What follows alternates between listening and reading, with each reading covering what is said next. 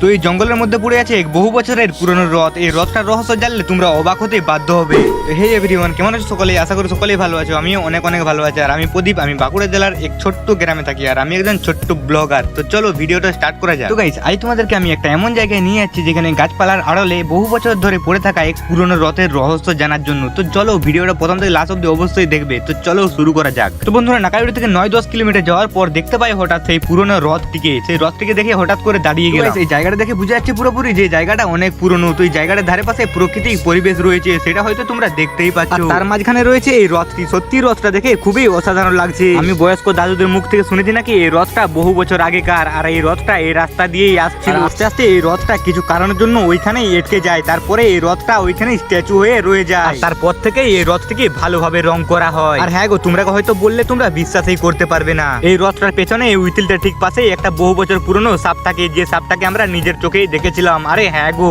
এছাড়াও রয়েছে রথটার ভিতরে মা মনসা, বাবা মহাদেব, গৌরী নিতাই বা একটা গণেশ ঠাকুরের মূর্তিও রয়েছে, যেটা তোমরা নিজের চোখেই দেখতে পাচ্ছ।